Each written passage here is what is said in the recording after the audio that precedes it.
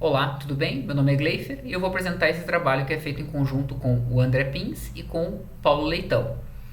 Eu e o professor André somos da UTFPR Ponta Grossa e o professor Paulo Leitão do Instituto Politécnico de Bragança, em Portugal.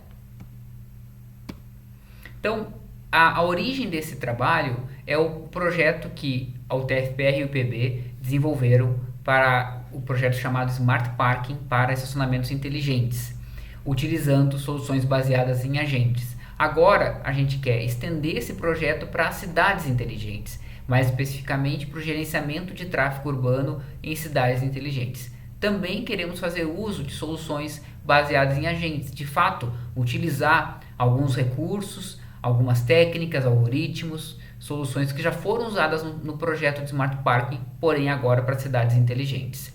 Então, esse trabalho vai lidar basicamente com problemas de gerenciamento de tráfego urbano. Mas quando a gente fala em problemas de gerenciamento de tráfego urbano, a gente pode ter diferentes situações. A gente pode, por exemplo, estar pensando na temporização de semáforos, como otimizar o fluxo de trânsito. A gente pode estar pensando em lidar com conflitos de acesso a intersecções, vários veículos querendo concorrer para conseguir o acesso a esse recurso, como evitar colisões em veículos, certo? Então, diferentes trabalhos, diferentes problemas podem surgir.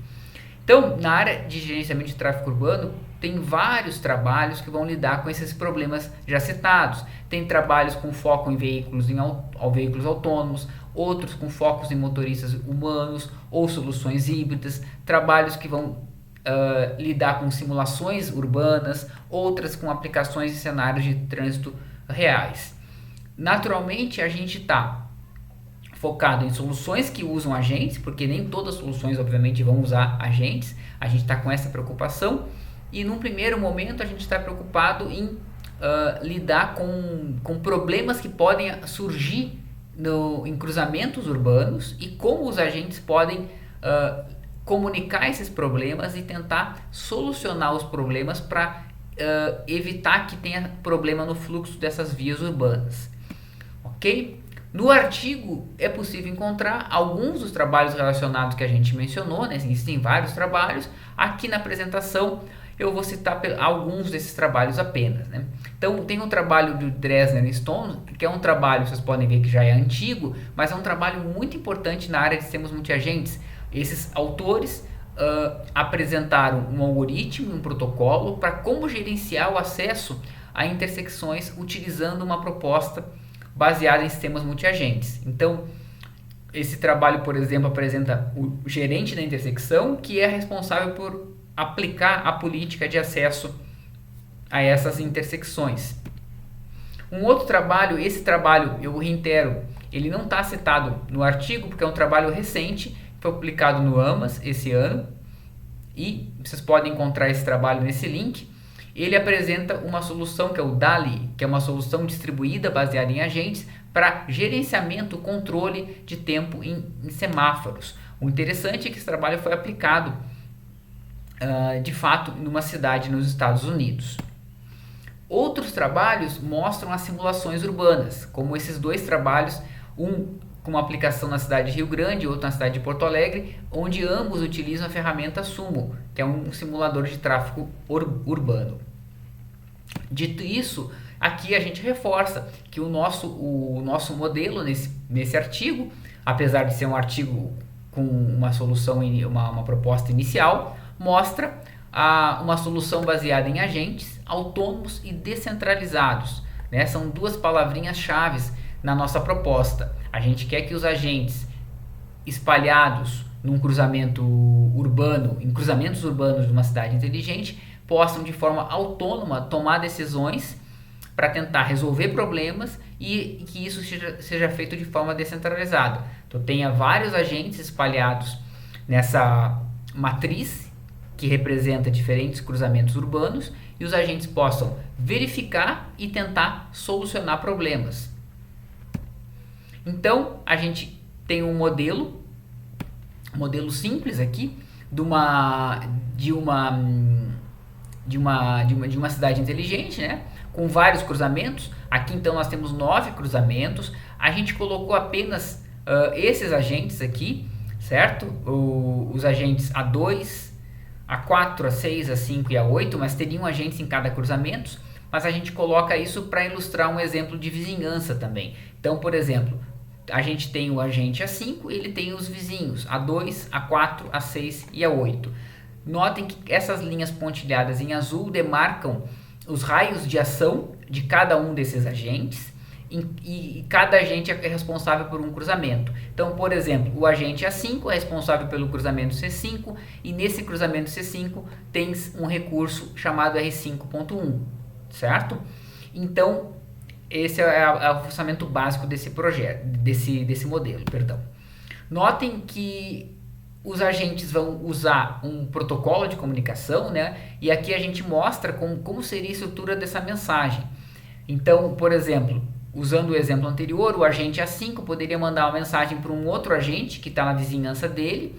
Essa mensagem ela pode ter ainda o tipo de problema que o agente identificou. Então, o agente A5 identifica um problema e vai reportar esse problema para os outros agentes vizinhos dele. O problema a gente classifica ele em verde, amarelo ou vermelho. O verde é uma situação simples do cotidiano, que não é nada grave, mas que deve ser reportado. O amarelo representa um problema de um nível intermediário.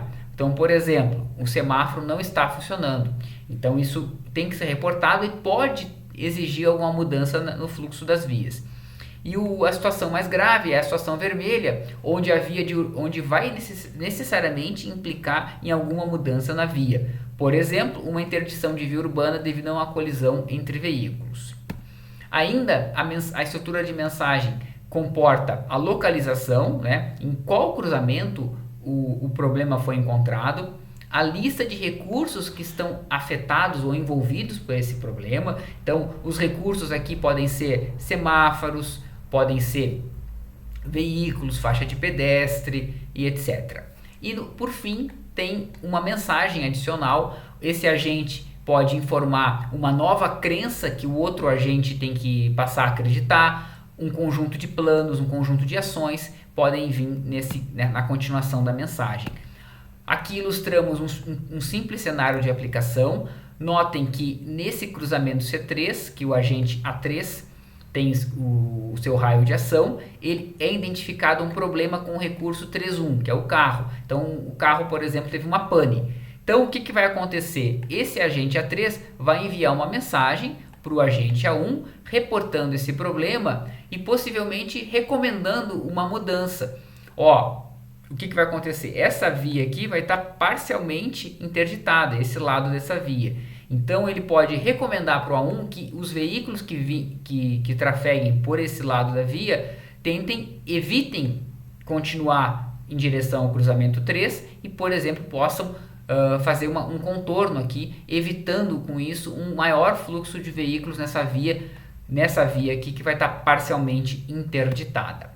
Bom, aqui a gente só ilustra uma simulação e um modelo inicial usando a ferramenta Sumo do modelo da região central da cidade de Ponta Grossa, no Paraná.